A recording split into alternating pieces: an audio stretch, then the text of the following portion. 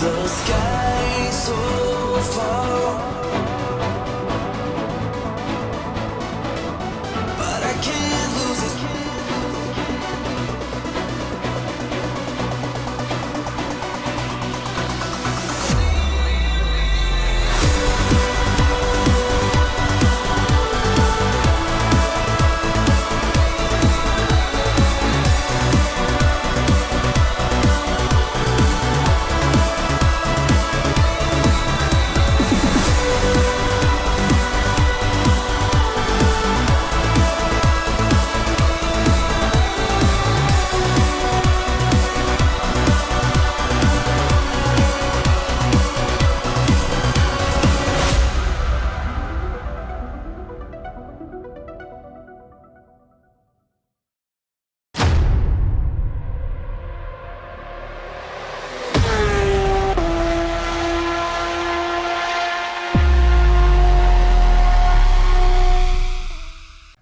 Let's be innovative. Let's challenge the norm. Let's raise the bar. Let's be the elite.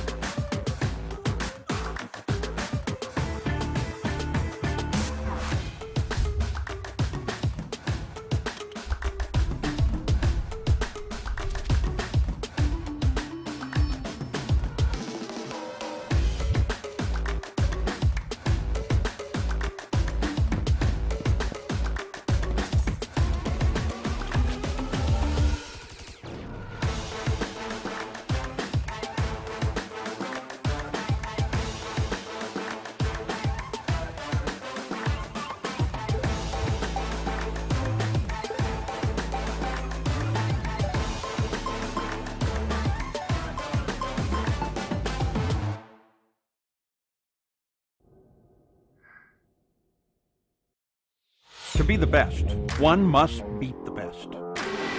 Ovals, road courses, the streets of iconic cities, race after race, the top sim racing IndyCar stars will battle it out. In sim racing, it doesn't get any better than this.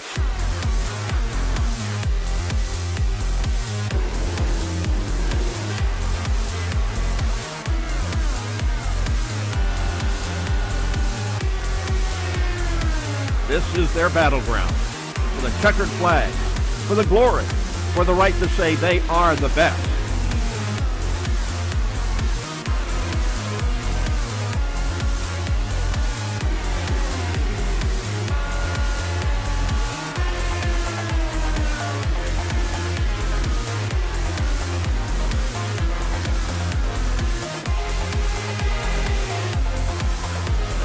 The cars and stars of the Lionheart IndyCar Series presented by ButtKicker are ready to race.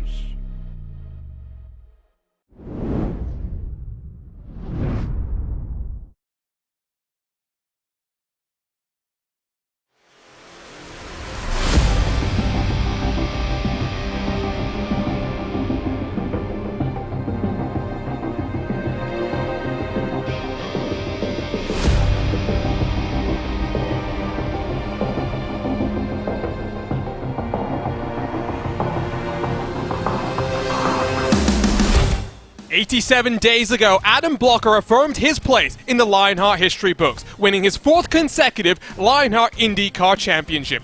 It was a remarkable season, with Blocker finishing almost half the races he entered in the top 5 and continuing his streak of top 5 finishes that dates back to September of 2020. However, with many new faces joining full-time in 2022, Blocker's road to make it 5 in a row will have to go through the stiffest challenge he has faced so far. We're back in the Sunshine State, where title challenges begin. This is Homestead, Miami, and this is the GSI Miami 200 presented by ButtKicker.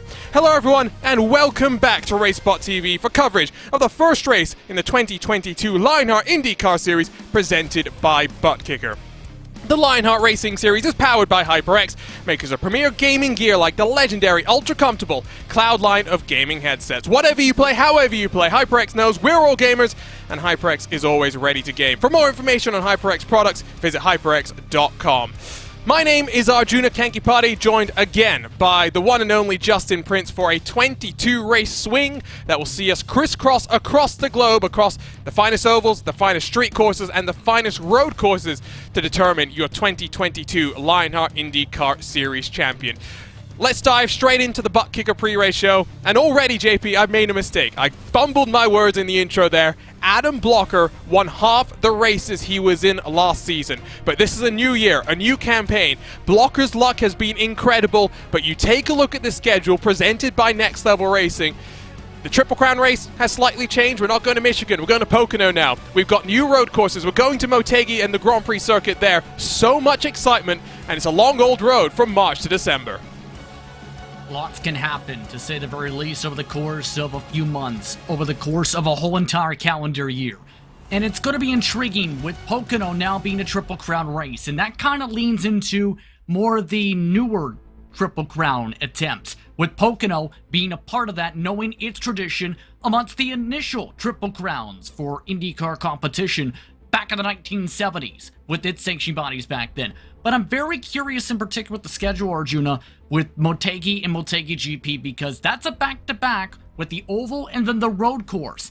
That's going to be the biggest star next to me to see how drivers fare out, essentially racing at the same track location back-to-back for the first time. And of course, Motegi, you don't see the oval used much. The road course gets plenty of use for Japanese national championships, but it'll be great to break out the Indy cars there. Only once has Motegi GP seen American open wheel racing there. We'll go back to Silverstone, another road course where there was plenty of drama all the way to the checkered flag. Nashville after that will host round 6 of the championship. The first time we'll head there for a race in the Music City. Watkins Glen a little bit later in the season. Suzuka, we go to the land of the rising sun, not once, not twice, but 3 times.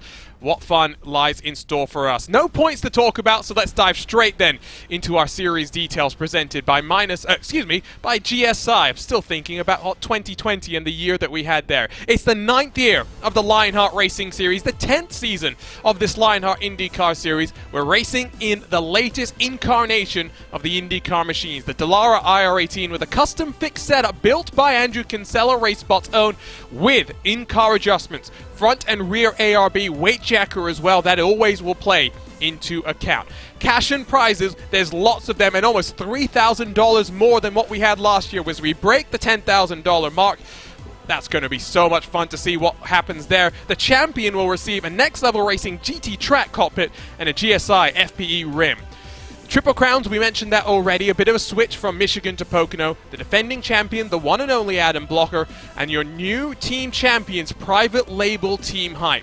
That is the one to talk about, though, if you ask me, JP, because if Powerslide Adrenaline, as they were known last year, Powerslide as they're going to be known this year, if they had put Adam Blocker on a team with anyone else, that would have been a much more interesting race all the way to Auto Club. Yeah, absolutely. And remember, Adam Blocker essentially was on a team by himself and was still amongst the top 10 best scorers in the team standings, correct me if I'm wrong, Arjuna, by the end of the campaign. That's how consistent Blocker's last season was individually alone. But the main thing for private label Team Hype, remember, they were trying to bring in drivers to gain experience towards the end, like Phil Krause, who helped them a lot during that campaign. This season, I'm very intrigued to see how the drivers fare out, because lots of the familiar names are back for the field, Arjuna. It's going to be intriguing how private label Team Hype look to back up their championship. Let's talk about your event details presented by Moser Racing. Now, it's a 10th visit to Homestead. It's been in every incarnation of the Lionheart IndyCar Series. However, it's only been the season opener since 2015. Since then, it has always started your championship run. Pole position has never entered victory lane here, and that might be a stat that we see changing if the leader can stay out of trouble, given how this race is going to go. The race ended under caution twice, most recently 12 months ago when Adam Blocker took another victory on his way to a championship. The most lead changes and the smallest margin of victory both came back in Season 7, and what a race it was then. What lies in store for us? Let's say hello to everyone, JP. They can see our smiling faces as we get set for this season. You and I were just talking about this before we came on air. It's been a long off-season, 87 days since our championship finale at Auto Club, but it's a long road to December to close things out. Especially with the talent amongst Lionheart IndyCar Series competition, these drivers have always been known to be very much so confident in their driving skills, good in terms of their strategy management, as well as their pace. It's going to be critical throughout the season if you want to become a champion to not only drive well on the ovals but the road courses. If you can master both types of racing circuits as well as conquer multiple different types of ovals, that's going to be your key to success, Arjuna, this season. But the main thing is, it's going to be a tough road to get there. I had the chance last night to catch up with Adam Blocker, the champion heading into this season. Let's hear from him and his thoughts about what lies in store and what will be the most competitive season in the Lionheart IndyCar Series. So I'm joined now by your defending champion as he gets set to compete not from home but instead from Texas, where he's testing tomorrow. Adam, glad to have you join us and talk to us about what it means to be a four-time Lionheart champion in what was a dramatic season last year. Almost perfect from your perspective. Yeah, I mean, it's pretty cool, you know, to win a fourth championship. Yeah, in the end, really, Lionheart's like one of the most competitive IndyCar series right now there is on iRacing, and just the competition level is going to be even higher this year with guys like Philip Kraus, Robert Lechka, Alex Van de Sant running the full season. Also, Adriano Pinheiro, Andrew Marquez as well. Lots of guys that are really competitive joining already. A really, stacked lineup, really, and I really just enjoy running Lionheart because it's so competitive, and obviously winning is also nice, but yeah, it's at the end of the day, it's just a lot of fun. You talk about all of those names, but one thing that I think you and I have discussed in the past is that you've had a great run stretching back to September of 2020, not finishing outside of the top 5, and you make your own luck at times. You put in the work and you get rewarded for that. What's been the key to your incredible success the last 18 or so months? A lot of luck. I mean, you have to get lucky to be consistently, having no bad finishes. But yeah, I mean, I think a lot of it's just been experience and knowing in certain situations, when to go for moves and when to be aggressive. Because certainly I've definitely been aggressive. It's not like I haven't, shied away from challenges and stuff. But yeah, at the same time, there's just times where you have to race for points and sometimes where you just have to go for it. And also knowing what strategies are going to work higher percentage of the time and be safer, tend to be the strategies that I go for. So yeah, just a lot of those things. And I think this season will be definitely tougher, not just because of the competition, but also because I'm going to have to do several races remotely, like tomorrow. And, it's just so hard to race on a foreign rig and be able to, it's better than not racing, but it's still always tough.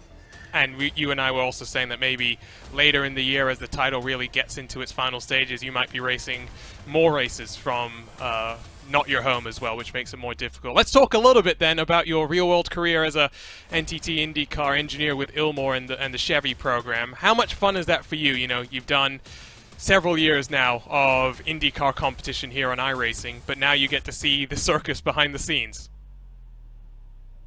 Yeah, I mean, it's really cool also to see a lot of the things. Really, like, you'd be surprised how realistic some things are, at least especially on the chassis and aero side, to real life. Like, I think a lot of people don't give iRacing enough credit for how realistic it really is. Obviously, some things are a bit different. Like on iRacing, we can race a lot of tracks like Homestead that they don't in real life, so we don't really know how accurate it is, but the tracks they do race are pretty close.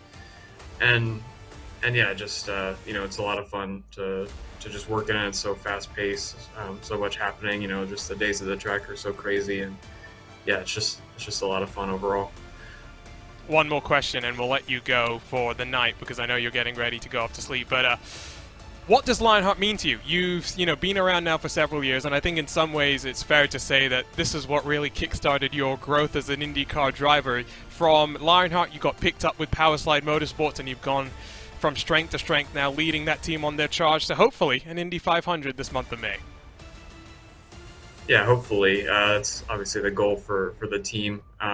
We've been working really hard toward that the last few years, and I think, we've gotten a bit unfortunate that it hasn't worked out for us yet. But yeah, like you said, Lionheart was really important from that perspective. I think it's really nice because it's a fixed setup competition, so there's never any doubt of whether it's setup related. It's just all down to the driver, and Andrew makes some great setups for the series in general. They're really raceable.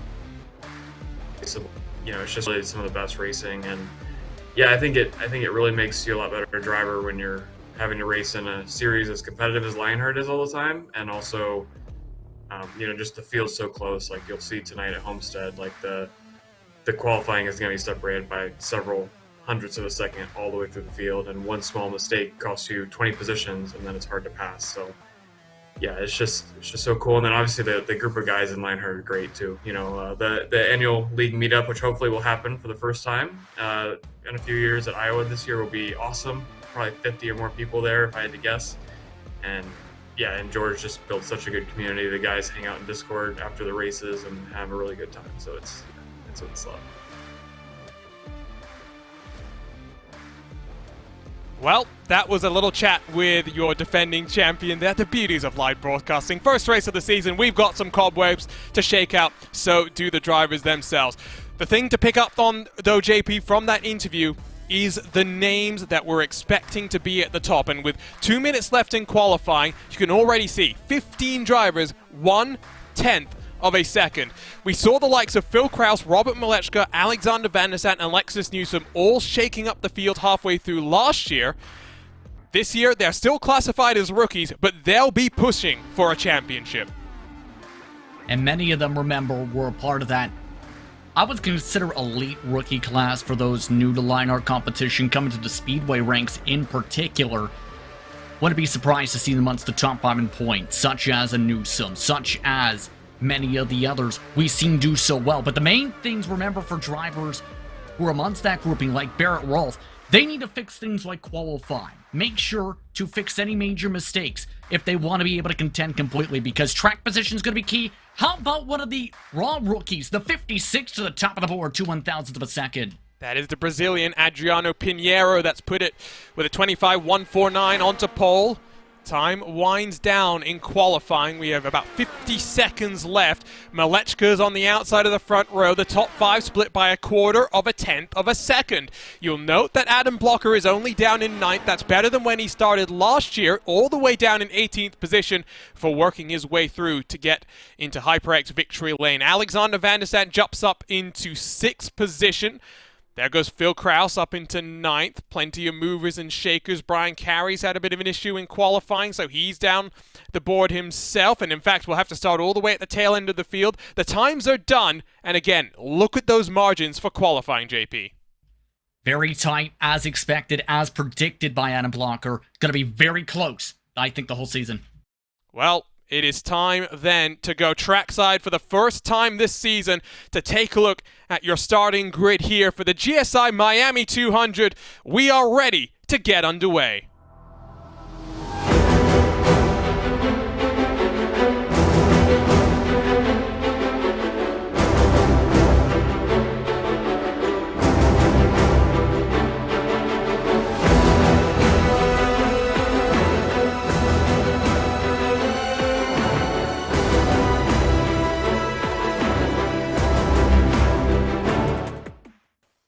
And putting it on pole is Adriano Pinheiro. The Brazilian has got to pole position in his very first race. Can he be the first to convert that to a victory? Robert Malechka on the outside of the front row with Jason Brophy and Connor Harrington making the private label team Hyperfair on row 2, while Alexis Newsom for factory-backed motorsports lines up inside of Alexander Van der Sant for Powerslide Adrenaline. Just one race from Van der Sant that we saw at the end of last year. What has he got in store for us?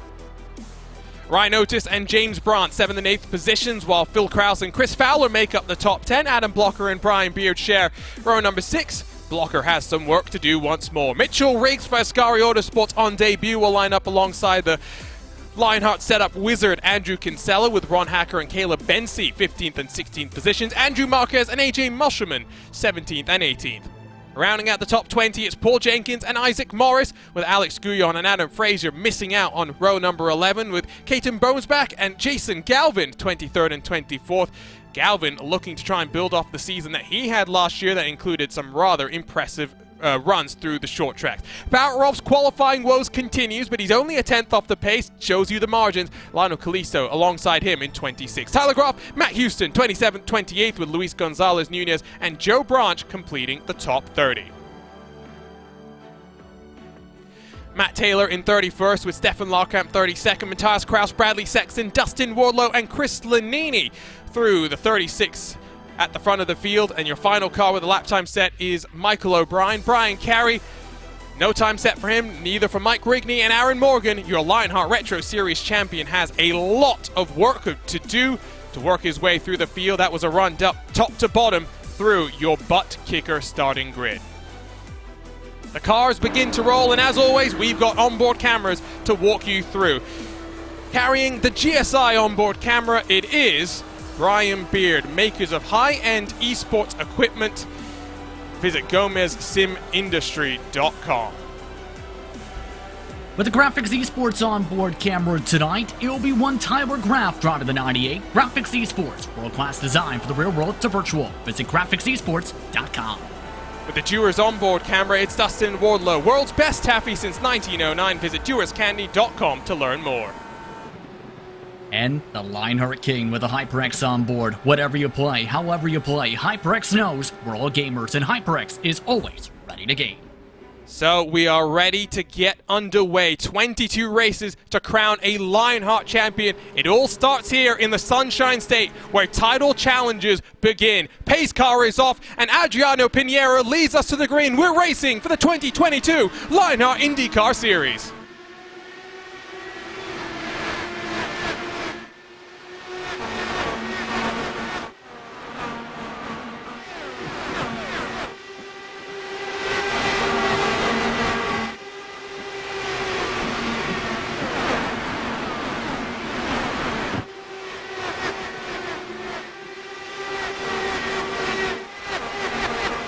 It's a good start from the front row. Jason Brophy has Alexis Newsom challenging around his outside. Nice clean start. We've got 40 cars, and we are expecting plenty of traffic difficulties because dirty air is going to be a major factor, JP.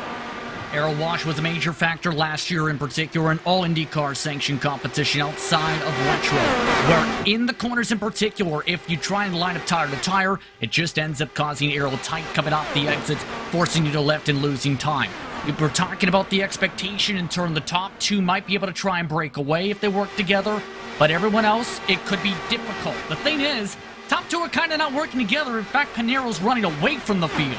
Already a 4/10 of a second advantage as you see sparks flying through some points of the field. We're watching the outside of the top 10, where Adam Blocker is now looking to the inside of Jay Brandt as he tries to work his way up into 9th. Behind him looks like Andrew Kinsella and Caleb Bensi going side by side. They're all searching for clean air though, JP, and that is very much the name of the game here. It's going to get very difficult with 40 cars on such a tight oval when the reality of lap traffic becomes a factor. And you kind of need to be cutthroat with the movements, too, and the passes you make, because if you have the opportunity to get clear, you have to essentially take it or Juno. We've seen that with the close call just coming out for turn 2 with Jay Brandt.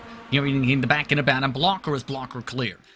But that's the factor. You need to be able to run where there's clean air, avoid as much of the aero wash as possible if you want to make forward ground if you're stuck in the pack.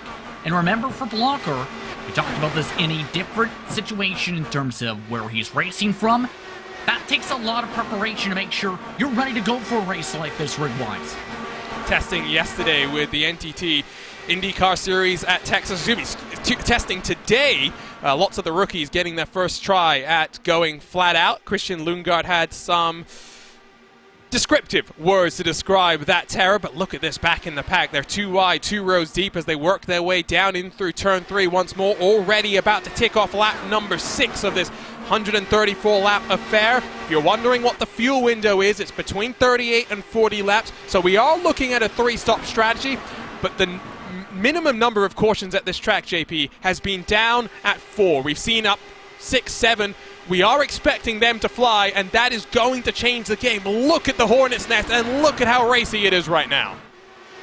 One of the main moments I remember in particular from Homestead last year for some of the action was front straightaway in particular. Drivers coming off of turn 4, having a bit of contact, and or right about here trying to aim up their entry points with some of the arrow washing over, judging the speeds coming in and potentially pushing up into the drivers up top. That's going to be a major risk for drivers to maintain and be careful of today if they want to avoid potential contact or be that said caution. Let's go back and check up front with Adriano Pinheiro now having got 8 laps under his belt as a leader. Robert Malechka, we thought it would be the top 2 that might break away, but he's dropping backwards into the clutches of Jason Brophy. Alexis Newsom coming under further pressure from Alexander Van der Sant behind.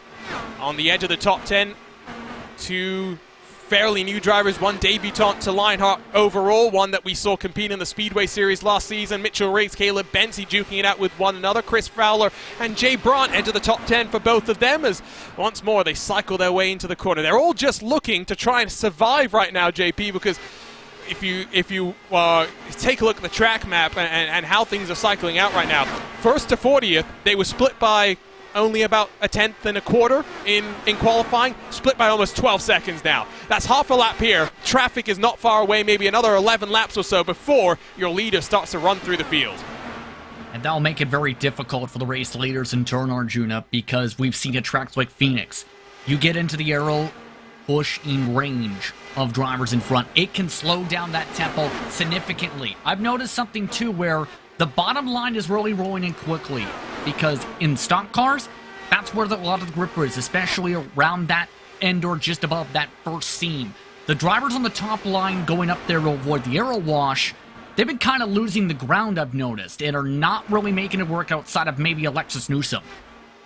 Here's a battle between Brian Beard and Jason Galvin. It looks like up front, Connor Harrington has just gone and passed Alexander Van der Sant. They're squeezing one another. And for second, Jason Brophy in that 88 has ripped away that second step of the podium from Robert Malechka. Now we'll try and focus his attention forward. Still plenty of time to make up there. Van der Sant and Harrington still side by side and arcing it off the corner. That's where you want to be. Van der Sant holds on to 5th, but they're 1.2 back from Alexis Newsom.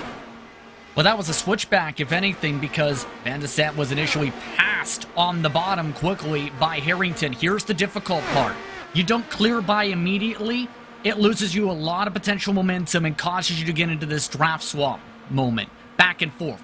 They've now lost themselves a couple seconds here. They were in the draft of Newsom before this fight. Now Newsom's picked up the draft from Malechka the third and is waving goodbye to this group. See behind Phil Kraus lurking in the rearview mirrors as we're having a look top and bottom at action up and down through the field. Up top, you've of course got that battle between Van der Sant and Harrington. Down low, you are seeing the battle midway through the top 20. Battle for 26th, in fact. They're single filed at least for the time being, but I don't think that's going to hold for very long because Luis Gonzalez Nunez has tucked below AJ Musselman. And the Musselman competed part-time on some of the ovals last year. Good to see him with a full season campaign as now Van der Sant's going to slip one more back as Phil Kraus gets the draft from his teammate. Private label Team Hype now have 3 cars sitting up there in the top 6. One thing to note as well, no Joshua Chin today. He is expecting to be around for the next couple of races, but work precludes him from being able to attend today's season opener. Private label Team Hype, of course, trying to defend their team championship. Jason Brophy will not be scoring points to that main organization, so really watch for Harrington and Kraus here. On screen, though, it's your 2020 Retro Series champion, Ryan Otis, who's got a mirror filled with Mitchell Riggs, and Chris Fowler looking to get to the inside.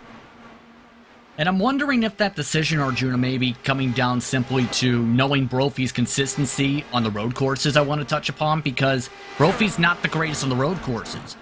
Kraus is one of the top drivers on the road course is up there with Adam Blocker. So that may be a thought where if they expect the team title to close up even more, that may be the decision to say, okay, we're going to put Kraus on the main team this year. And you're right. We want to be careful because Jason Brophy did have some decent performances on the road course, but not to the level of Kraus, for example. He came in mid-year, only 10 races under his belt, should have won on a road course, but Adam Blocker just proved to be able to steal him away, then stole the win at Michigan. It took a while for Kraus to get that elusive victory, but once he did not look back, and I think that's a driver to very much keep your eyes on. Let's keep our eyes further forward now because, well, from second, Malechka is now fighting to try and hold off Alexis Newsom as they work themselves into turn number 3. You do see the pit access road there, JP, coming through the corner.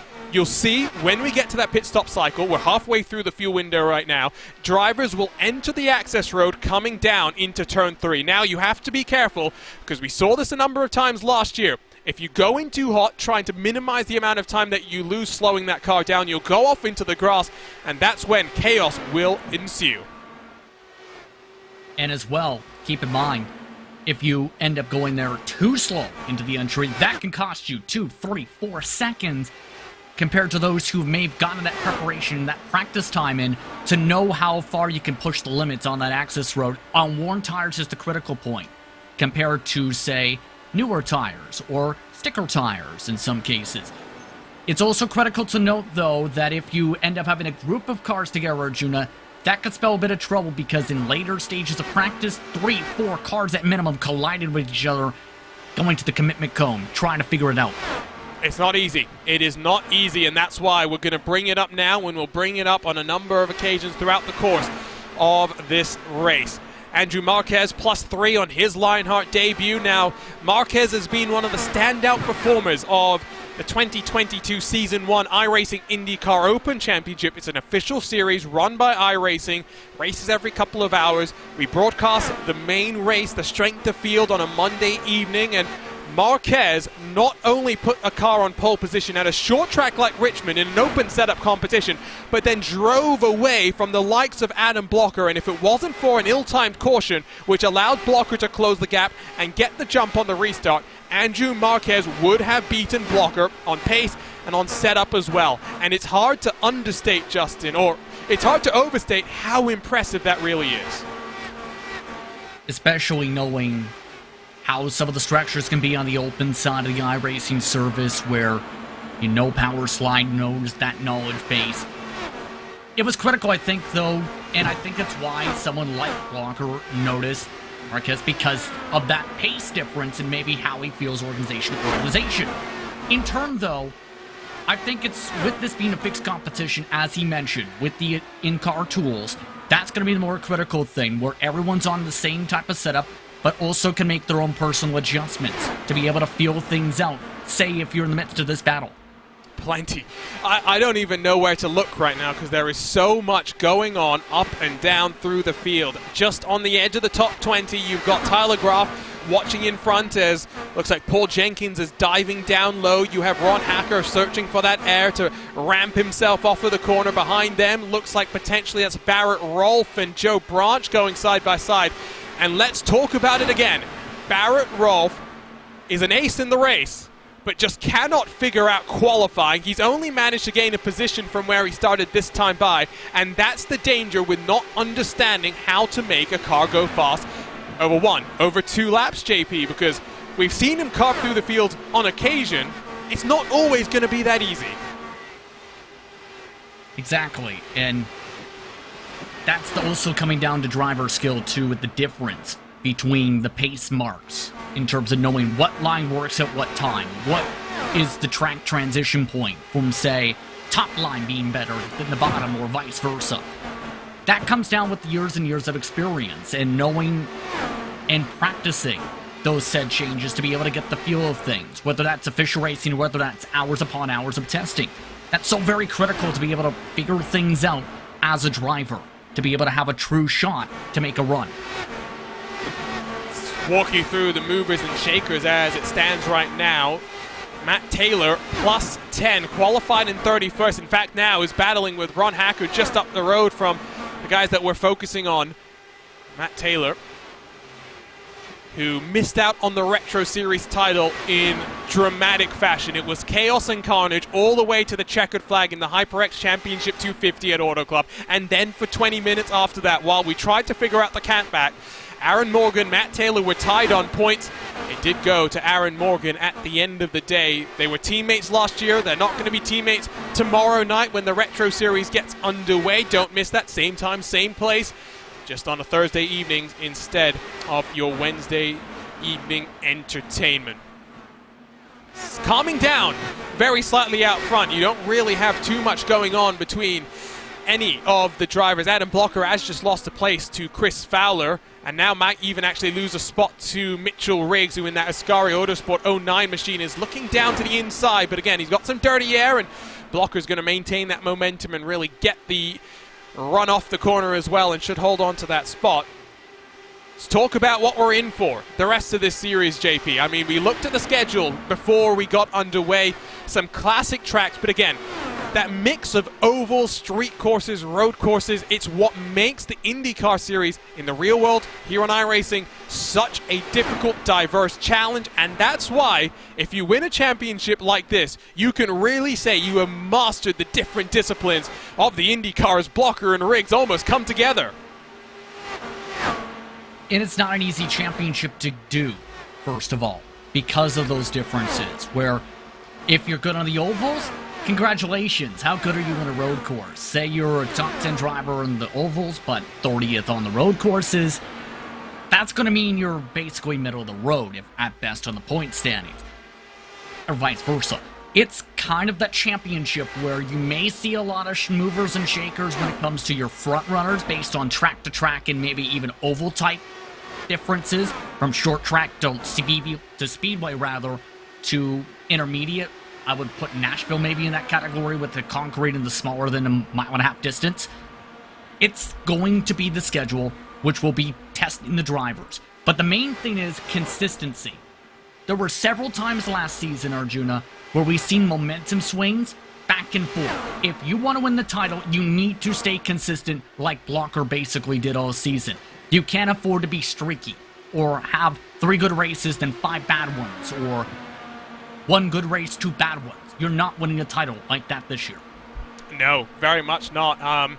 Of the people that we think might make championship runs, you've got Pinheiro now 1.3 seconds clear. Malechka's up there in third. Newsom, who's going to need to find a little bit of pace when it comes to the road courses, but is always up there on an oval, knows the strategy game as well, and if she can just put to bed some of the bad luck that she had, especially on pit lane, she'll be up there. Connor Harrington had a championship-worthy season. It was just Blocker's consistency that ultimately won him the championship, as we've got a car down on pit lane a little bit early into the cycle. There comes Tyler Graf. Now, I don't think there's any damage to that car. I think maybe he's just trying to get the undercut working here, JP, because the speeds that these cars go, the load that you put into the tires, they wear out very, very quickly, and Tyler Graf is already up and rolling after 8 seconds in the box. Yeah, I'm intrigued because Graf didn't have the greatest track position. Maybe the reason for the gamble here, because it's a long race, is expect to be a 3-stopper no matter how you really slice it. But the same thing, when you think about it though, is that last stop's projected with about 20 to go.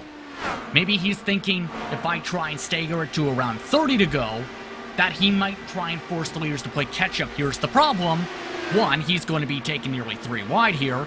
2, how far is he going to cycle ahead is the biggest thing, with him being already 21st, which, by the way, is around 15 seconds behind the leader. Yeah, no, now you go a lap down, and as Townsend Bell likes to call it, you go in the danger zone. If the caution comes out now, it's going to trap you 1 lap down. It's not where you want to be. Stefan Larkamp, Michael O'Brien, they're side by side for a moment, coming in towards turn number 3. New liveries for the Alcantech NHR team. No longer is it the white, green, and red. Slightly different now is Pinheiro's going to come down in as well. It's a little bit earlier than expected, but he's been leading the way. No ability to do any fuel saving. The Brazilian will make his first stop in Lionheart competition, and executing on pit road, Justin, is something we were talking about. Newsom's struggles. If you can't execute on pit lane, you're never going to be in a position to win races. Several times last year, Newsom had speeding penalties or had to get a front wing change because of a little bit of contact with the track or anything along those regards. It seemed like she just had a stretch of bad luck on the way to still somehow winning the Speedway Championship with some of the early consistency in the late momentum pickup that she had that campaign. It's going to be so critical in turn, though, to make sure you time things up well on these entries if you want to contend. Pinheiro, I think, just executed this perfectly. One of the best runs off the lane so far, and a really good in and out.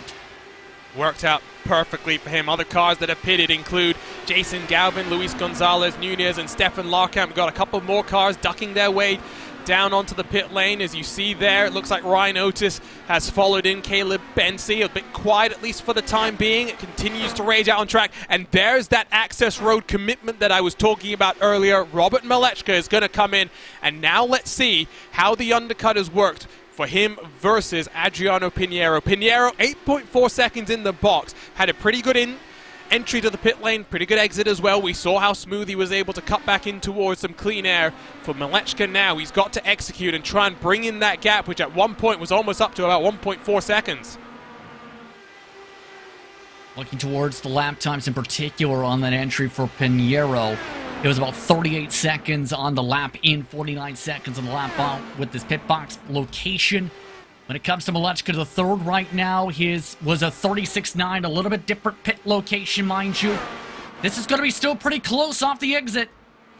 Now, remember, Pinheiro's up to speed, but Malechka might actually still be in the draft. So, a good stop from Malechka there. Maybe Pinheiro got caught up in a little bit of traffic as a couple more cars peeking their way down onto pit lane. Phil Krause, Paul Jenkins amongst the company. Only 13 cars, yet to come down pit lane. This is where sometimes you'd expect the first mistakes, maybe that first caution of the season, to come on out. Pinheiro's going to cycle through once more. Connor Harrington has come out of pit lane after an 8.8 second pit stop. He's behind Jason Brophy to the tune of 2 seconds. And green flag pit stops, JP, they lead to the gaps breaking up. I'm just double checking the speeds in particular, and here's the thing that I think gained Malechka a lot of time, Arjuna. He was 10 miles per hour quicker on the access road, and the difference was Pinheiro took the inside part of the access on entry. Malechka the third trying to wrap the outside line through 3 and 4 through that access road to carry that extra momentum. So we had that's where that 1.5 seconds on entry comes in. That's now helped Malechka the third to get a bit more closer to the 56. Remember as well, if you're watching live on YouTube, jump into the chat, let us know how you're doing, who you're cheering on for, what you think's going to happen. If you're watching live on ESTV, then make sure to follow us on social media and stay up to date with all the latest comings and goings of Lionheart competition and everything on racespottv as well. Jason Brophy working his way past a bit of lap traffic. Gaps have opened up. Now, Pinheiro's not too far clear of Malechka now. But Jason Brophy is about 1.8 seconds back from them, so has not worked out ideally for them. And I think we may have had a moment potentially on pit entry. What were we talking about? We were talking about the difficulty of getting in. We have a moment now. Michael O'Brien is taking the road course. What's going on with the 45? That's what I was referring to. Now we'll get the replay up and figure out what's happening to him, but I think maybe some technical issues because he's gone through the pit lane without actually stopping as Michael O'Brien. So that is befuddling, and in fact the woes continue for him as he's now finally found his way onto the lane. I think he must have missed his box. That's the only thing that can explain what I'm extrapolating from the timing. Let's take a look here. There's so many calamities of errors here. This doesn't look technical. This looks mental because... No. I think it's not technical. I think he missed his box, JP. Yeah, he missed the box. Then he went down the wrong road. Yes, here's the thing. He thought that was the pit access road to get back onto track. He thought, the best way to get to the road is cut through the sandbox, cut through the grass, take a jump over the pavement, damage the bottom of the car, goes onto the road course, still goes to the left of the blue cone, so that's, I don't think, an unsafe pit entry. He still gets a black flag regardless because in the air part of the track, he then ends up staying the whole apron, running the road course, cutting the whole sandbox again in the sand trap. What in the world? Well, I think he's just trying to minimize the distance here, JP, because I think he's out of fuel. Look at the revs. Look at where the gearbox is as well. I don't think he's got that much fuel to work his way back onto the lane, so it's going to be an unsafe pit entry that is going to ding Michael O'Brien, and you can see he's just fine. He's on the clutch as well. He's in neutral. He is out of fuel. He is done. And that is why we've had drama already, and now for Michael O'Brien, that will, in effect, be day done. Even though he'll be able to rejoin the track, he will be multiple laps down. That's not the way you want to start off a season. That may end up making its way to the not top 10, I will say. Save the replay. Huh. Alex. For whatever reason, Alex Horn seems to always get a nightly enjoyment of those. Oh, lead! Oh boy, trouble for Pinheiro to the wall. Yeah, I just saw it. The gap was down, and Pinheiro, I think, has smacked the wall coming through turn 2. Now, how much damage is on his car? Malechka is already half a second clear. They were working their way through traffic, and that's why the gap closed. Take a look straight away at the replay here, JP, and talk us through what happens. Yeah, he just ends up getting loose right in the middle of the corner. Right there, he starts to feel it, commits to the throttle. Right there, bobbles up the track, just avoids the wall. But that is costly because he did have to go the middle line where he's not been really running too much, and not many have in turn. He just got extremely loose and light, it seemed, maybe with the weight jacker being a factor there with that different line compared to the top and the bottom in particular that most have done, not the middle. Now do remember front and rear anti-roll bars to stiffen and loosen it up. Get you a bit more understeer, a bit more oversteer, and then the weight jacker, which moves weight across the axis of the car. You can dial it in to really get the car turning the way you want, but if you don't have it, you have to be proactive with the tools. If you're being reactive with the tools, you're always going to be in trouble, and that's, I think, what we saw right there. As a result of that, though, the gaps have really closed.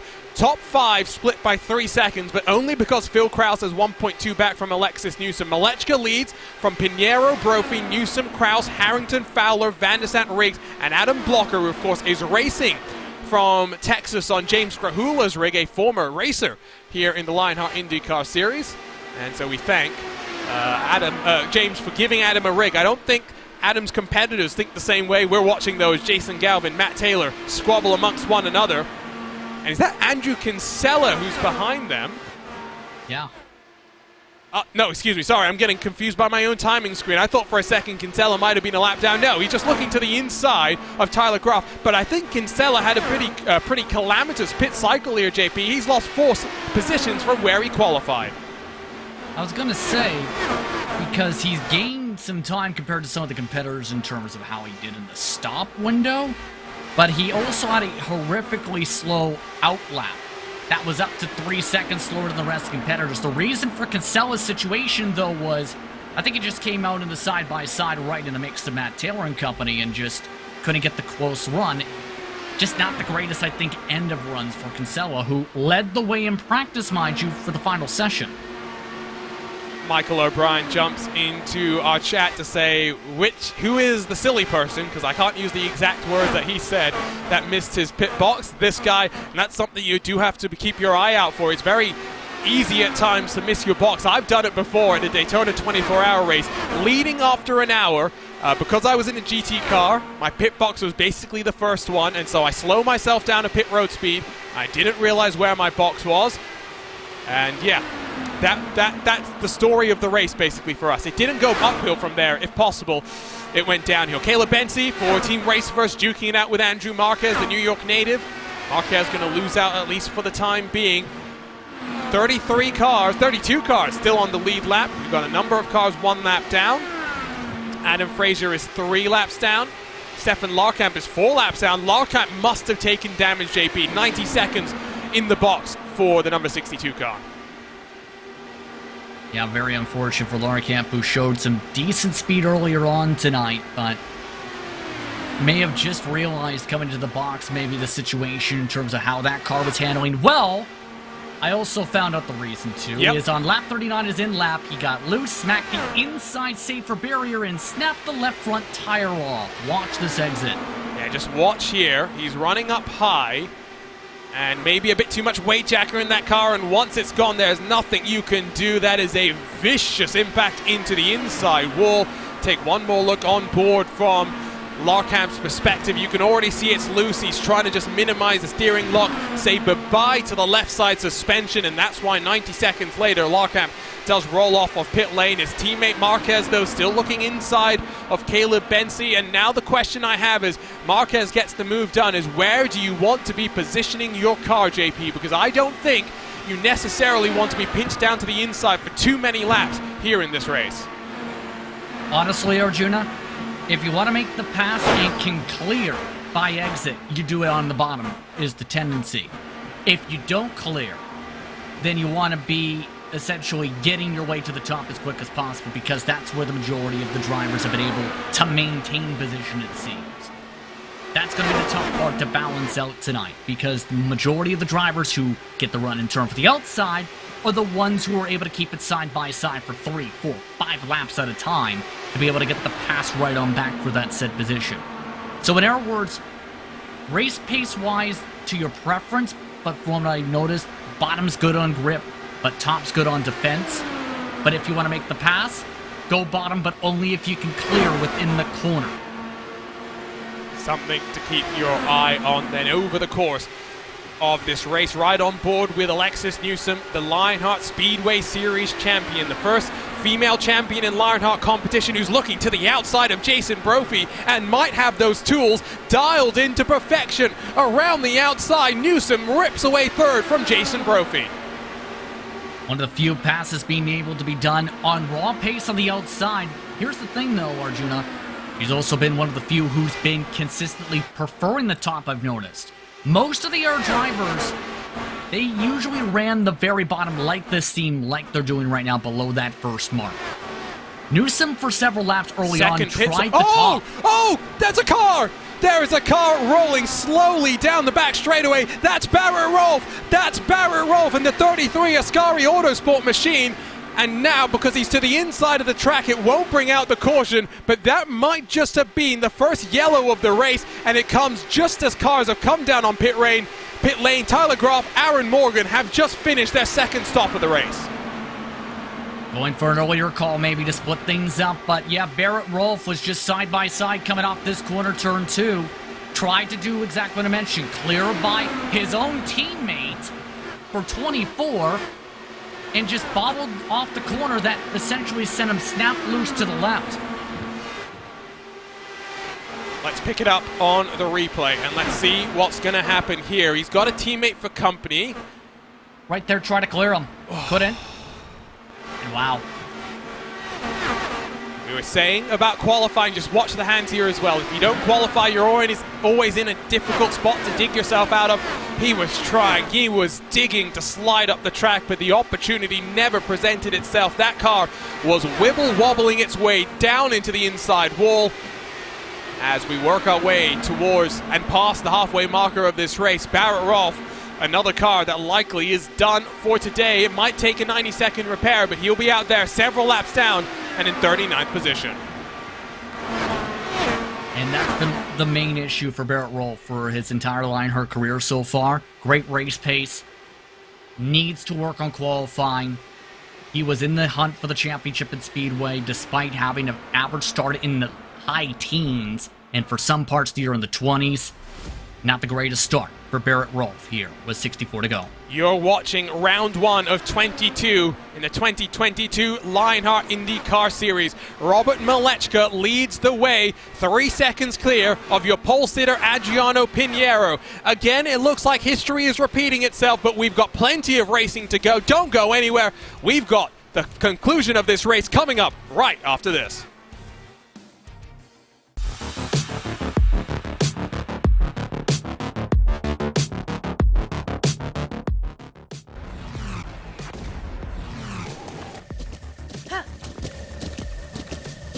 With the ButtKicker Gamer 2, what you see and what you hear is what you feel. ButtKicker, the future is feeling.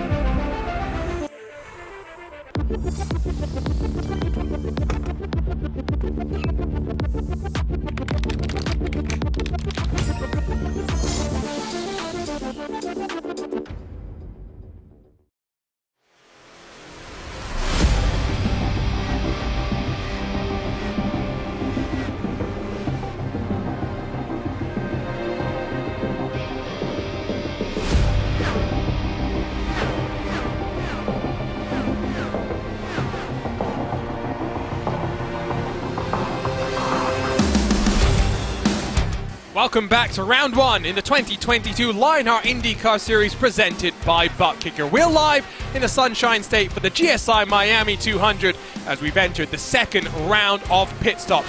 Arjuna Kenkipati joined alongside by Justin Prince for today's action. And JP, we have just realized that Alexander Van der Sant might just be playing a strategy masterclass. If he can go 45 laps in this stint, he's looking at making it his final stop of the race this time by. You know, the signs from Kentucky, from his previous victory back then, that's kind of coming up to mind now in that 0 in Sim 96 on track, because it's what he's done in the past. Stretch the fuel tank to the furthest it can go at a 1.5 mile racetrack and get to the end with one less pit stop. Here's the thing. For him to realistically do it, in my opinion, Arjuna, he needs to get to lap 90. Start at lap 90, come in at the end of that said lap for the pit stop, because then he only needs to make it 44 to get to the end of the race. Before that mark, it's a very tough sell for Van der Sant, in my opinion. So keep an eye on that white and purple car, joined up with Powerslide Motorsports at the end of 2021. Has been impressive to start off 2022. Plenty of speed, but missing some consistency that really is going to be important to find in this championship with such a strong field. Your pole sitter Adriano Pinheiro works his way onto pit lane, and this is important because we're going to track his progress in comparison to Robert Malechka, the 91 car that took away the lead through lap traffic. He came down a couple of laps prior. He's already 5 laps into his run, JP. The undercut might work nicely for him. Yeah, it's worked well, I've noticed, for drivers who are able to stretch it a little bit further. Yes, they lose the time on track by a few seconds with the call. To be able to go on the fresher tires for the overcut, I've seen that do decently. But the main thing's going to be for Malechka the third. Doesn't have as big of the fuel advantage, might be in a situation where it would be more fuel in the tank towards the end of the race, and as we've seen, the less amount of fuel you can put in the tank, the quicker you can go. That's also much to calculate, though, because this is all based on the matter of we've gone green to start off the season already.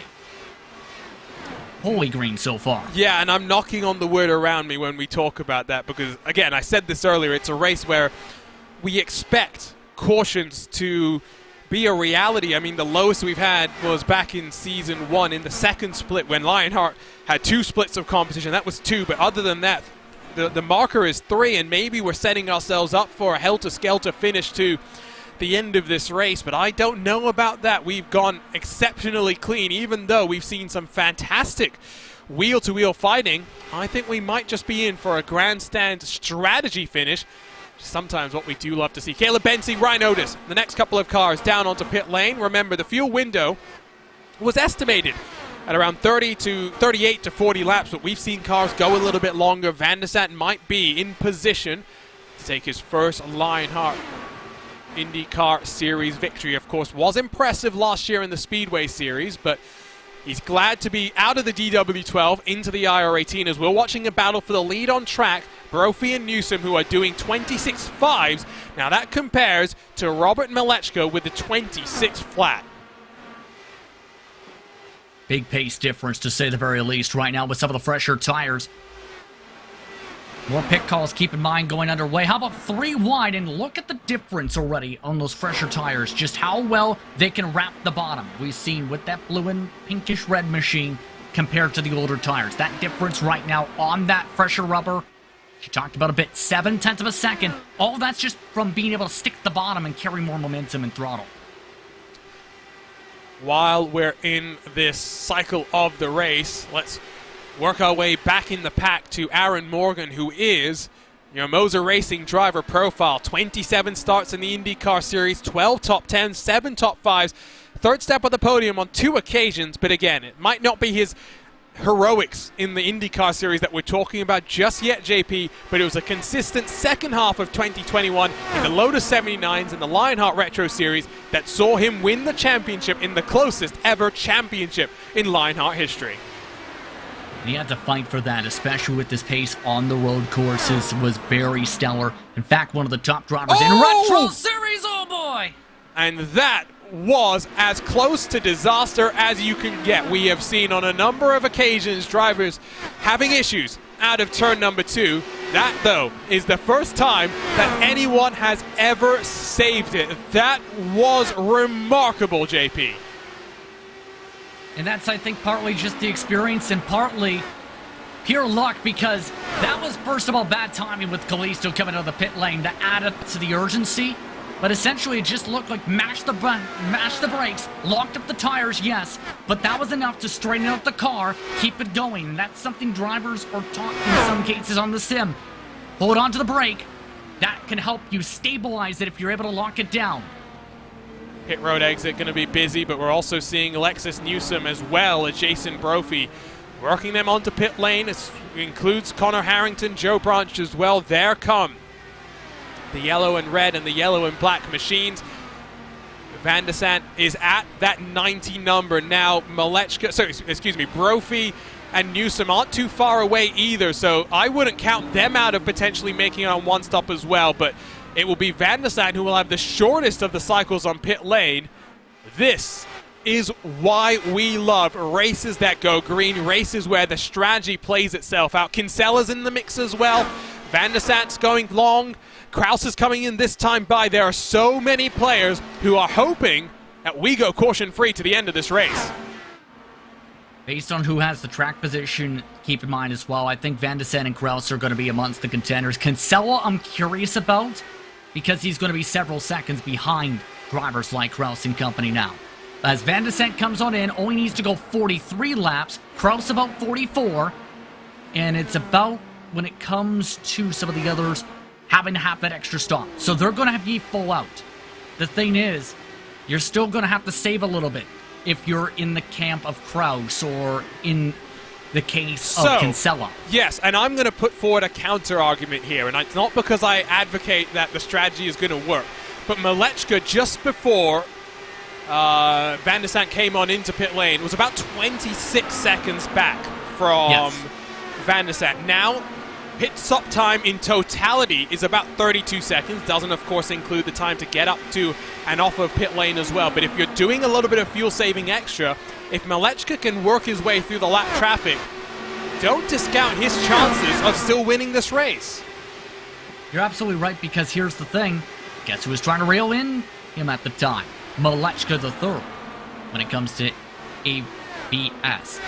So I'm curious how this all comes to be. And the thing you have to counter on that, to counterpoint, is how will the fall off be by the time he's done his stop and they start to get towards the end of the race? Because you have to take that into account, not just the raw, fresh tire pace, knowing how big the fall off has been today. And if you're Malechka, you can come in a little bit early to mitigate the amount of time and minimize the amount of time that you're going to lose, but with the slightly more worn rubber. So I think there's still plenty to play for. We're watching as Phil Kraus has worked himself to the front of a train that has 3 of the drivers that we think might have a chance, but I'm not sure how big the chance is going to be for Alexis Newsom. I think it might be between Kraus and Van der Sant on the fuel saving. Chris Fowler is 10 laps into his stint. He's got no chance of making it to the end. It's going to be important for Van der Sant to actually clear Fowler this time by through 3 and 4, because he wants to get onto the draft of Kraus, who seems to have turned the wick up very slightly. One thing to note is you've got engine maps to play with here, JP. You can use a little bit less fuel, get a little bit less power, might also save the tires just a little bit more. And I think for those drivers, the mapping is going to be critical. Here's the thing. Kraus has the draft to be able to leapfrog drivers. Van der Sant just had to fight his way past some of the cars that we just seen, like Fowler and Newsom. Keep in mind, Fowler, amongst those, also picking up a lot of track position with the undercut call. For Alexander Van der Sant, I think he knows he has to keep up with Kraus and his pace if he wants to realistically have the shot.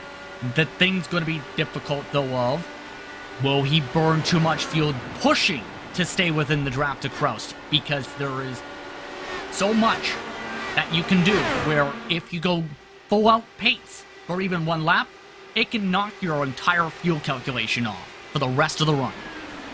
I see Andrew Kinsella's fiance saying never count him out. I'm sorry, Sophia, but he's just on the edge of the lead lap. He needs a caution to make his strategy work. We'd love to see Andrew take a victory, but I think it's unlikely. You'd have to Join us on a Monday evening, by the way, for the Lionheart Speedway Series, where Justin Prince and Andrew Kinsella will be on the call. Phil Krause has actually got in front of Jason Brophy, so he really has got the wick up to maximum, afterburner set to maximum attack.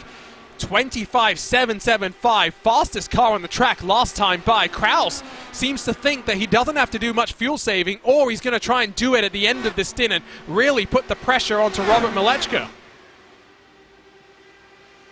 I get the idea of that, Arjuna, I think, because the thought process is build up the buffer, force the drivers on the different strategy to close in and burn up their tires and their equipment trying to catch you. That brings the risk, though, of did you push too much in the early part of the run, and now you have to oversave to be able to make sure you don't run out of gas coming to the white flag or with 2 to go. Or you go with the Alexander Van de Sant thought process, from what I've noticed, is you save the gas now, then you push towards the end to where you pressurize Krause, for example, to run out of gas. There's so much you can factor in on the strategy, Mark, where it's the chess match within the chess match as 3 wide. Yeah, it's an all-out brawl between Newsom and Fowler. Fowler trying not to give Newsom the opportunity to build some momentum and run away, but Fowler is going to be passed for the time being. We're also watching as battle for 17th continues. They're still side by side for 6th, but it's Ryan Otis who is duking it out with Tyler Graf for 19th and 20th position. A little bit back now from Andrew Kinsella, who's got some fresher rubber, building up the speed. We're getting towards 30 laps to go. Closer and closer, drawing to the checkered flag for the GSI Miami 200 presented by ButtKicker. Here comes the run from Graf, as he's actually going to come down and pit. So he was one of the cars that was slightly off cycle, so not surprised to see him come in this early, as Newsom now loses out to Fowler once more. All of this fighting great to see, but Newsom must be livid at the amount of time that she's lost to Phil Krause, now about 3 seconds back from the 19 machine. And I wouldn't be surprised, absolutely, if there is some frustration. 5-lap pressure tires. Newsom has essentially been able to control pace. Bit of miscommunication there between Van de Sant and Brophy. Brophy's tires, I think, are starting to feel the pain. They're only 3 laps older than Van de Sant, but it's not just the age of the tires, it's how you use them. And Van de Sant will blow on past now as well. 8/10 back from Phil Krause. Are we watching the battle for the lead between Phil Krause and Alexander Van de Sant? I think you might be right now, and it's going to be important for Alexander Van de Sant to get a buffer over the teammate in Jason Brophy here. Or technical alliance mate is the better preference this year. But it's going to be critical for him to stay within the 1 second of Krause. Force Krause to have to push if you are Van de Sant right now. Krause, of course, has 2 victories to his name, Canadian Tire Motorsports Park and Pocono. So an oval and a road course. Pocono will be the home of our first Triple Crown of the year. That's a nice marker for him to be thinking about. And he kick off the campaign to dethrone Adam Blocker by winning here in the Sunshine State, where the night lights are burning down on Homestead, Miami. Traditionally in NASCAR and stock cars, this is a place where we see the championship come to a conclusion. We flip that around here. Since 2015 has hosted the season opener. The gap between Krause, Van de Sant up to Malechka is down at 10 seconds. I think if a yellow doesn't come out, Malechka might be lucky to get a top 5 at this rate. Huge swing of things after we've had such of the focus, and most of the focus on the 91 to the 56 with how dominant their races have been. 49 laps led by Pinheiro. Malechka the third, 37. But it's just the swing of things, right? You have so many different strategies that drivers are considering and trying out to see, can we make this work? And I think for Krause and Van de Sant, there's a decent shot for them absolutely to make this work with a significant buffer. Krause has gone back into pushing mode, I've noticed. The 08 in sim, he is currently in saving mode again. It's a bit confusing. Van de Sant is meant to be the 96. Guyon is meant to be the 08. A bit of a mix-up with the numbers, so get that fixed up in time for the next race. A 4-horse race now for 50th spot, as Matt Taylor is in front of Isaac Morris, the newcomer to Lionheart as well. Pinheiro's down on pit lane this time by. This will be a good indication of where he's going to feed out. Malechka's not far away from pitting as well. Brazilian has to hit his marks one final time. Should take 4 fresh tires, full tank of fuel, as here comes Malechka into the lane as well. I think just trying to cover it off right now, knowing how tight it's going to be amongst those with the fuel saving situation. But I think the main thing I'm curious about is how much time will they have to try and gain, and it's already looking fairly significant. How about a lap down already? I don't know if you're going to gain 35 seconds in 24 laps right now, based on the current projections.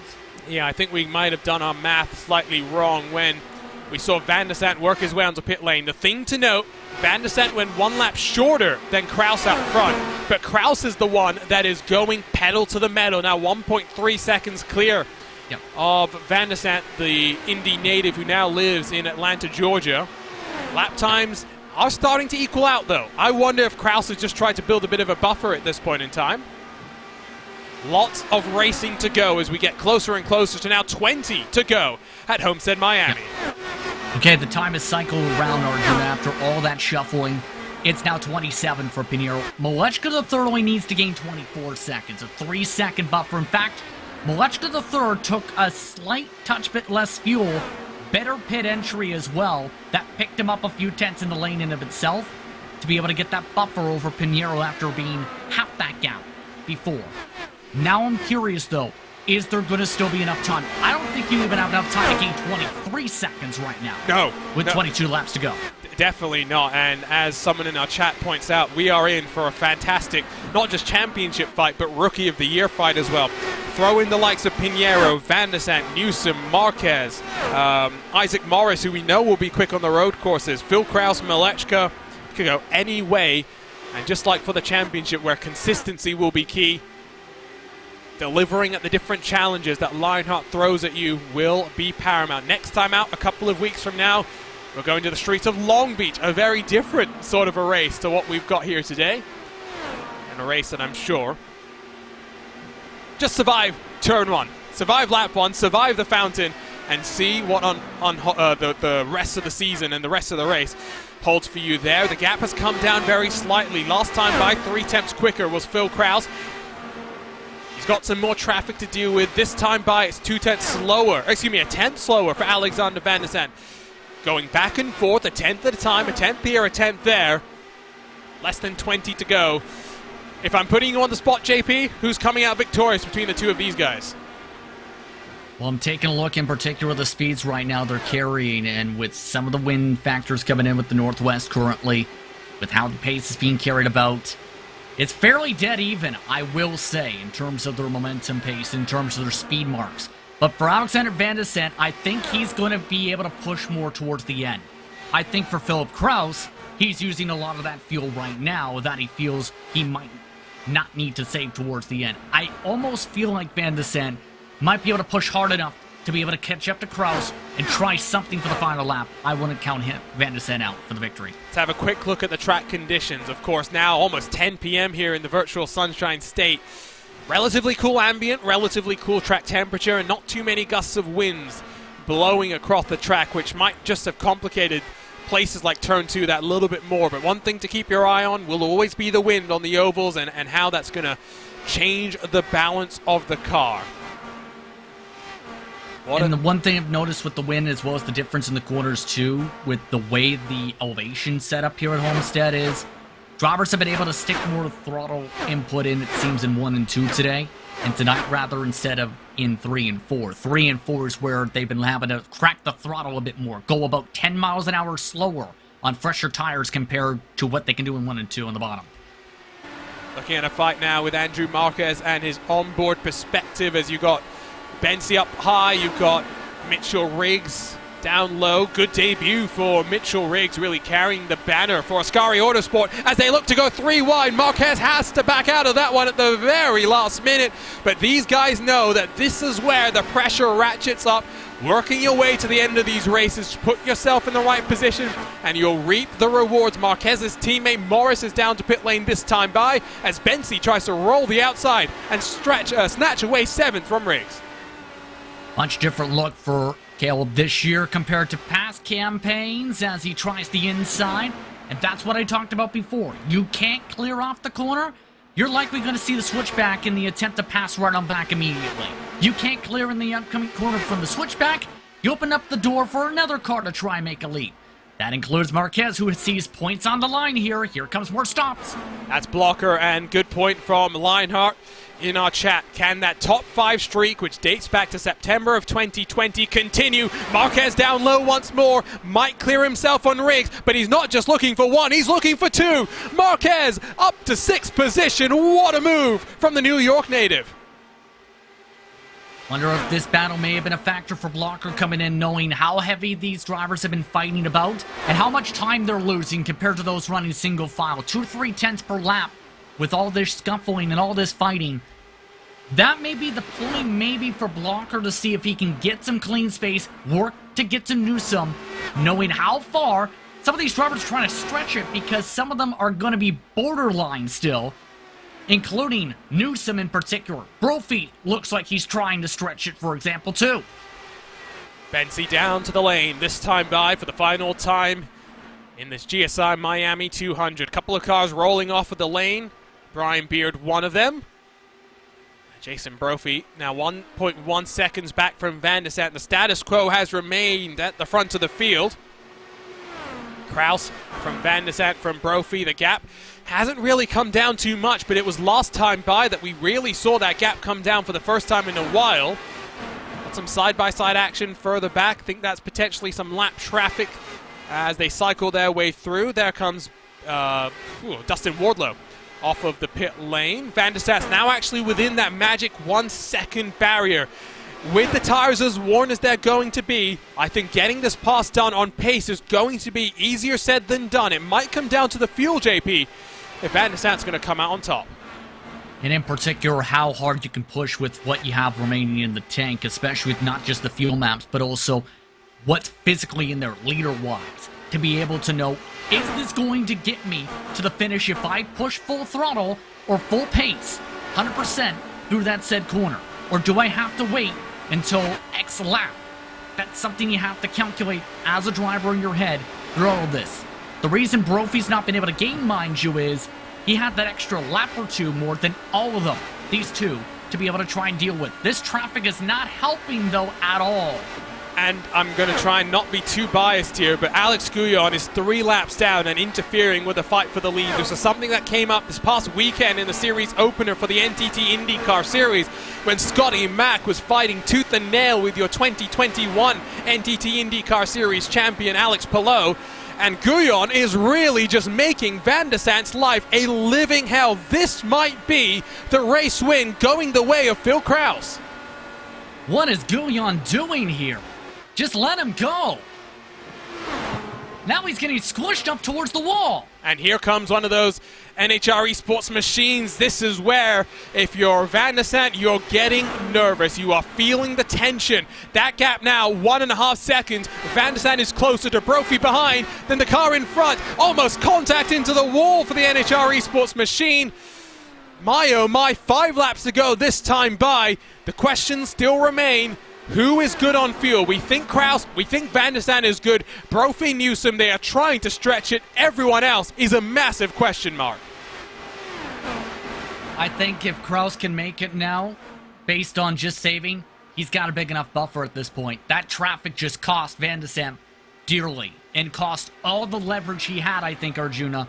Van der Sant's pushing as hard as he's been in the past while, knowing he's now being forced to utilize the fuel if he wants a shot to even get to Phillip. Brian Carey playing the team game there and letting his power slide counterpart sliding on through. The pink private label Team Hype car, though, up front and looks good on fuel. We thought maybe he was going a bit too aggressive at the start. Doesn't look like that's how it's going to cycle out. Andrew Marquez has come down to pit road this time by. Malechka is only up into 9th position. I think the best that he can hope for here, JP, is potentially a top 8, and that's going to rely on other cars having to come down and pit. Looks like Mitchell Riggs is doing so this very lap. 42 might be the magic number, and that's the number of laps Brophy, Newsom, Brandt, and Harrington have all done. They're going to need a little bit of extra fuel saving. 2 laps to go this time by. That's at full pace, especially with those picking up some draft, but not having complete clean air. If anything, they might be able to get that extra little bit of leeway. Philip Kraus has clean track. That's the major advantage. Van de Sand still marred in a bit of traffic that's been hurting him. He's on the back foot here. He basically needs Philip Kraus to have some fuel issues for him to have a true shot here. Fantastic race. It's been caution-free. The next flag ends the race. The white flag out at the Homestead Miami Speedway. Philip Kraus, 1.5 miles left to survive.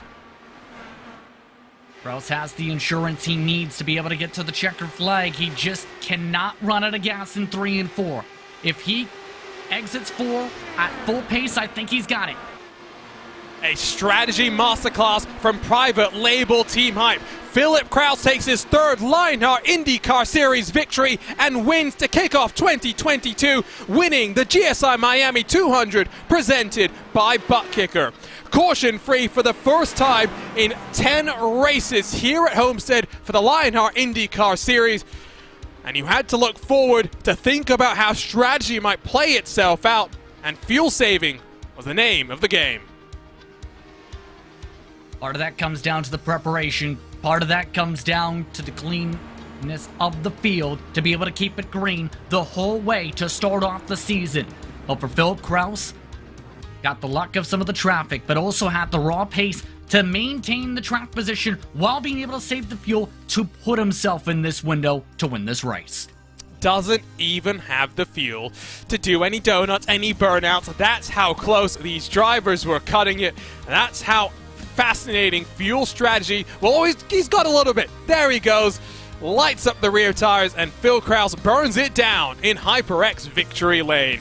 What a way to kick off the 2022 Lionheart IndyCar Series. It's expected to be the most competitive season that we've ever had, as Adam Blocker, anyone, tries to stop him from making it 5 on the row. And as we take a look at our SimRace 247 unofficial race results, Philip Kraus is a winner for the 3rd time in his Lionheart career. Alexander Van der Sat is 1.3 seconds back. He may ask the question, what if lap traffic had helped me out just that little bit more? Jason Brophy makes it 2 of the private label Team Hype cars in the top 3 on points, while Alexis Newsom with a very impressive 4th to kick off her first full-time campaign. Connor Harrington rounds out the top 5. Great day for the private label Team Hype. Robert Malechka controlled portions of this race, but strategy was not in his favor. He comes across the line in 6th with Andrew Kinsella, working the strategy after a disappointing qualifying once more to get up into 7th. Adriano Pinheiro makes a good account of himself on debut. Pole position, lost the lead in traffic, and from there was on the same strategy as Malechka. He comes home in 8th. Joe Branch and AJ Musselman round out the top 10, 2 drivers who did extend the window to the very end of this race. Joe Branch, one of the biggest movers, plus 21 on the day. Brian Carey, after not putting in a qualifying attempt, finishes 11th. He's the first car 1 lap down, but he's 27 positions gained. A 46-lap final stint to make it to the end. Miraculous for the Canadian. Chris Fowler down in 12th, while Adam Blocker's top 5 streak comes to an end. But it's the first race that he's racing from a different rig in a long time. He'll be back home for our race in a couple of weeks at Long Beach. What will he do? What revenge will he take on the field? Caleb Bensi in 14th with Jason Galvin, Andrew Marquez, James Brandt, Matt Taylor, Paul Jenkins, and Tyler Groff completing the top 20. Many cars having to come in the last 20-odd laps to make their final pit stops of the race. Ryan Otis in 21st with Luis Gonzalez Nunez 22nd after a horrid year for him in 2021. Not a bad start to 2022. Matt Houston in 23rd with Bradley Sexton 24th, and Isaac Morris, the final car on the lead lap, down in 25th. Caton Pommer's back in the Ascari Autosport 37, finishes 26th with Brian Beard leading a Synergy Motorsports train through 29th with Dustin Wardlow and Lyle Calisto behind him. Aaron Morgan rounds out the top 30 for Graphics LPM.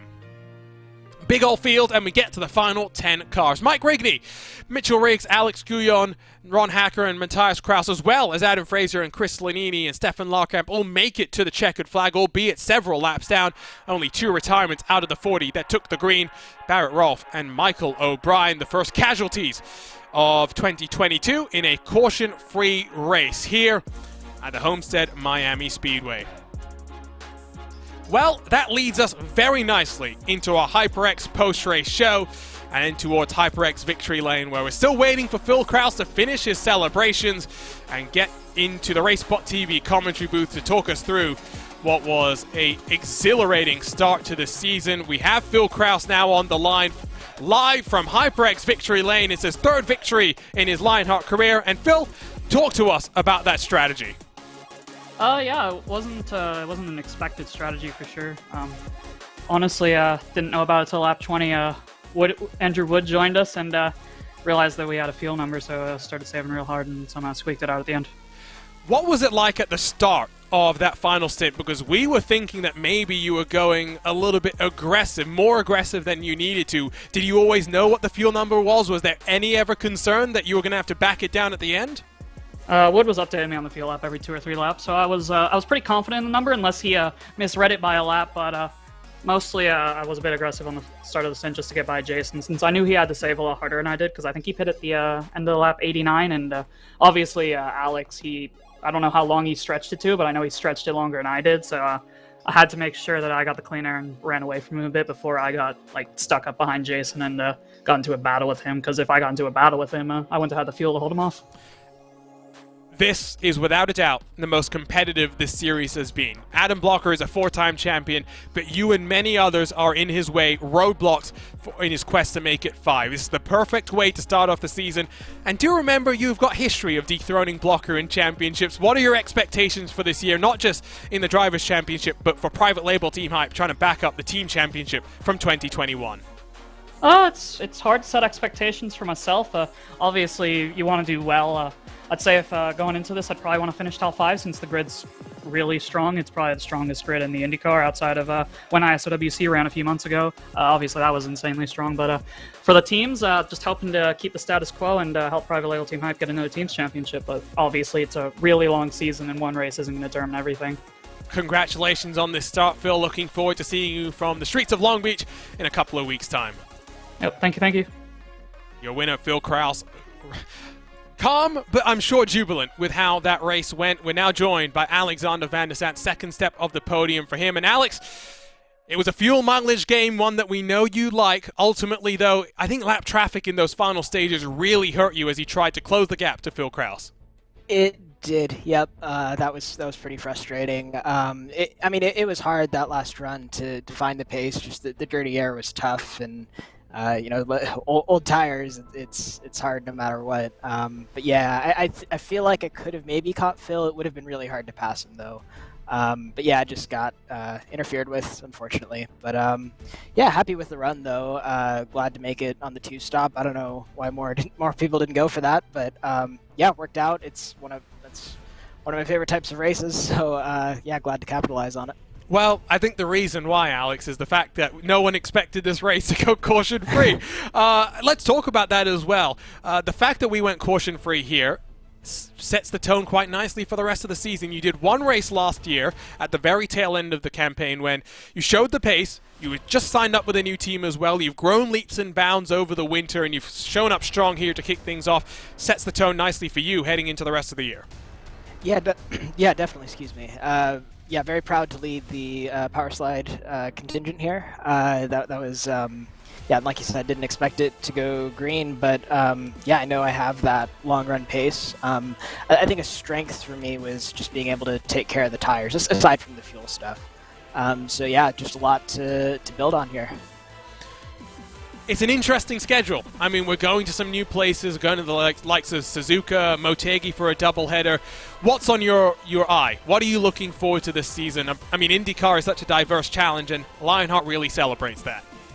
Yeah, I mean, I know I'm probably going to be pretty strong on the road courses. It's going to be hard to beat Adam, of course, and there's a lot of really strong road drivers, but that's also where I'm good. So yeah, looking forward to those. And then my favorite type of track is short tracks, so obviously going to be looking to get some wins on those. Congratulations on the podium, Alex. 2 weeks from now, we go racing on the streets of Long Beach. Very, very different, but maybe strategy will play vital there as well. We'll see you from Long Beach. Thanks, guys. Alexander Van der Sant happy with second. Traffic might just have made things very, very different. Jason Brophy had a lot of fuel saving to do in the final stint of that race, but he comes across the line to get another podium here in the Lionheart IndyCar Series, adding to the several that he's already got. Jason, good way to start the season, not just for you, but for the entire team as well. Yeah, private label team, hype team. We figured out the fuel strategy on the fly. About the time Rob let me go in that first run, I went, oh, I think there might be something happening here.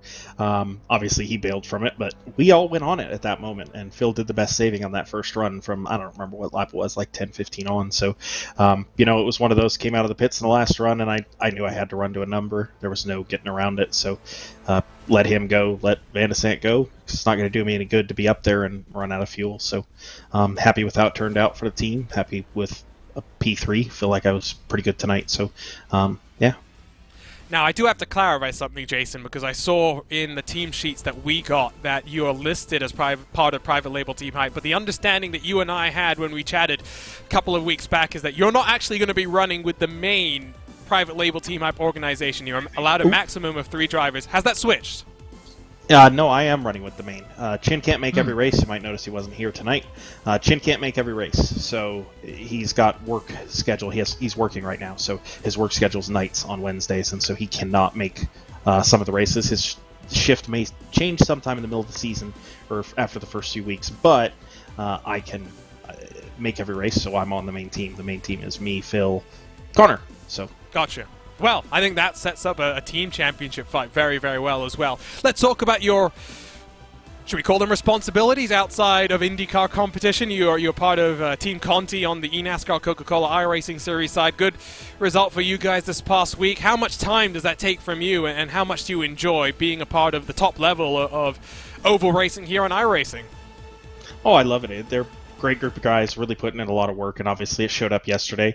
They didn't get results for everybody. I think, I'm Boose's crew chief. We got involved in a little wreck 40 laps in, and so you didn't see the results for everybody, but you saw what the team is capable of, and so we try and bring the same thing here on the Indy side. Have to do a little more work on setups on that one. I kind of appreciate this fixed setup. It does take away from my Monday and Tuesday night sometime, but at least I don't have to build a setup and show up here. And I like open racing, but I don't know that I could handle that and this, given this is Wednesday night. So I really do love running the IndyCar though, and so real happy to be able to do this and that at the same time. Glad that we can clarify how the team championship is going to play out. It's a mouth-watering campaign that's up for us here.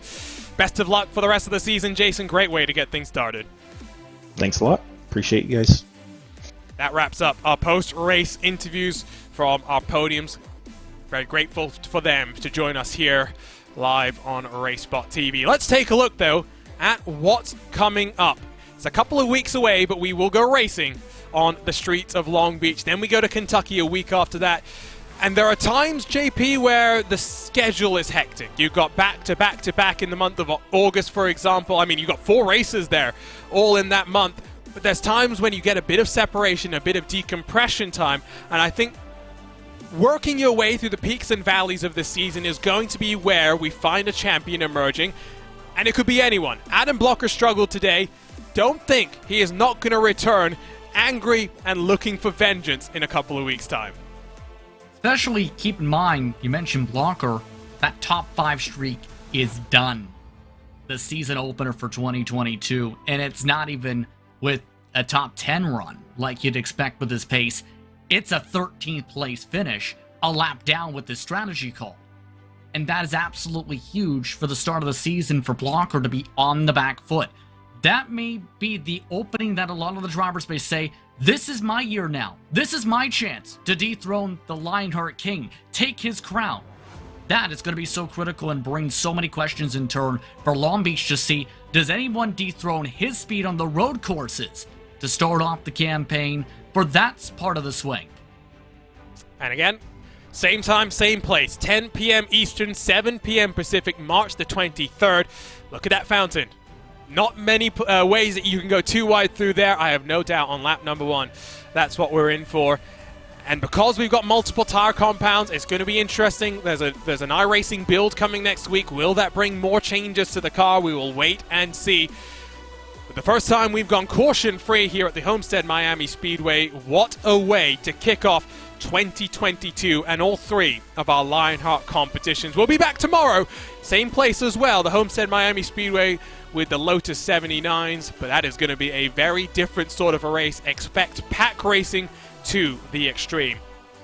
For now, though, it's time to wrap things up in our season opener. So glad to have had your company. We'd like to thank those that make all of this possible, starting with ButtKicker, the presenting sponsor of the Lionheart IndyCar Series. You're passionate about sim racing, but it always feels a little flat compared to the feeling of driving a real race car. Now you can actually feel what it's like to drive a race car. ButtKicker haptic hardware and software are easy to install and let you feel every bump in the track, slip of your tire, and the engine redline. The tactile feedback is so accurate and realistic, you'll be driving faster and having more fun than ever before. The Lionheart Racing Series is powered by HyperX, makers of premier gaming gear like the legendary ultra-comfortable Cloud line of gaming headsets. Whatever you play, however you play, HyperX knows we're all gamers. For more information on HyperX products, visit hyperx.com.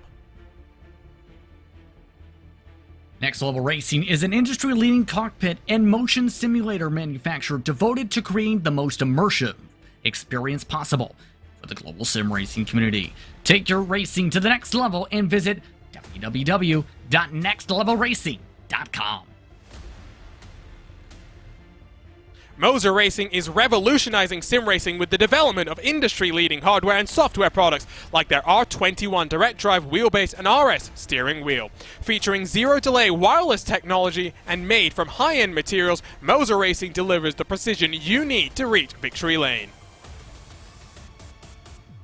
Gomez Sim Industries are manufacturers, or makers should say, of high-end esports equipment and controls. Precision built using nothing but the best materials available today. Passion and handmade craftsmanship drive each made-to-order build, creating a driving experience like no other. Visit GomezSimIndustries.com. And it's not just them, but so many more that make this all happen. To learn more about the Lionheart Racing Series and the 3 competitions put on by the sanctioning body, head on over to lionheartracingseries.com, and don't forget to head over to social media to keep up to date with the latest comings and goings for all things Lionheart. For now, though, on behalf of the entire team at racespottv, it is time to bid you adieu. Tomorrow, same time, same place, we'll be back here at Homestead for the season opener of the Lionheart Retro Series. 2021 delivered the closest ever finish in Lionheart competition. What does 2022 hold in store for us? Aaron Morgan, your champion, is on a part-time schedule. Who will emerge as the 3rd different champion in the Retro Series in 3 different years? For now, though, we say goodbye. On behalf of the entire team at RaceSpot.tv, for my commentary partner in Justin Prince, my name is Arjuna Kankipati, saying thank you for joining us. We'll see you next time, 2 weeks from now, from the streets of Long Beach in the Lionheart IndyCar Series. What a season we've got in store, and what a way to kick it off. Caution-free for the first time in IndyCar Series history here at the Homestead Miami Speedway. We'll see you next time for more great IndyCar action.